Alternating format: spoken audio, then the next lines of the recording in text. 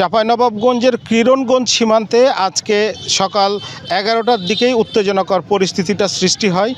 এখানে স্থানীয় যারা কৃষক রয়েছেন তারা যেটি বলছিলেন, 11টার দিকে চৌকা এবং কিরণগঞ্জ সীমান্তের মাঝামাঝি যে স্থানে ভারতীয় যারা নাগরিক আছেন তারা মিথ্যা অভিযোগ করেন যে তাদের ক্ষেতের গম কেটে নেওয়া হয়েছে এবং এই ঘটনার সূত্র ধরে বিএসএফের সাথে তারা কিন্তু বাংলাদেশের সীমান্তের অভ্যন্তরে চলে আসেন এবং এখানে এসে তারা বাংলাদেশে যে আম গাছ বা ফসলি জমি আছে সেগুলো কিন্তু এক পর্যায়ে নষ্ট করতে থাকেন।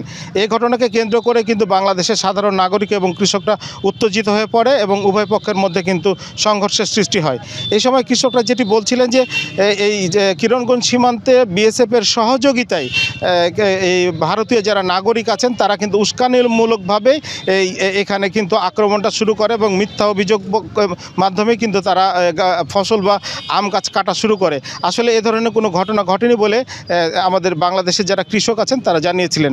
আরেকটি বিষয় হচ্ছে যে এই সময় কিন্তু বিএসএফ বা ভারতীয় যারা নাগরিক ছিল তারা কিন্তু বেশ কিছু ককটেল এবং বোমার বিস্ফোরণ ঘটায় এবং এই বিস্ফোরণের কারণে কিন্তু এলাকায় আতঙ্ক ছড়িয়ে পড়ে। এক পর্যায়ে কিন্তু বাংলাদেশের যারা নাগরিক আছে তারা উত্তেজিত হয়ে দেশীয় অস্ত্রশস্ত্রে ভারতীয় এবং বাংলাদেশের নাগরিক উভয়ের পক্ষ কিন্তু সংঘর্ষে জড়িয়ে পড়ে। তবে ভারতীয় নাগরিকরা একদম সম্পূর্ণ আন্তর্জাতিক সীমারেখা নোম্যান্স ল্যান্ড অতিক্রম করে বাংলাদেশিদের এখানে এসে আক্রমণ করে। এই ঘটনাকে কেন্দ্র করে এখন পর্যন্ত কিন্তু উত্তেজনা সীমান্তে বিরাজ করছে। উভয় পক্ষে কিন্তু বিজিবি এবং অতিরিক্ত বিএসএফ মোতায়েন করা হয়েছে।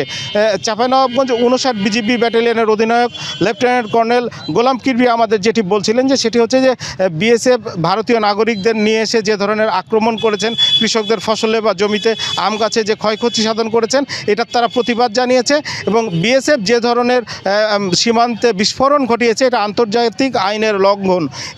এই বিষয়টা নিয়ে পতাকা বৈঠক হয়েছিল কিছুক্ষণ পূর্বে এবং সেখানে পতাকা বৈঠকে বিএসএফ কিন্তু দুঃখ প্রকাশ করেছেন তাদের এই কর্মকাণ্ডের জন্য।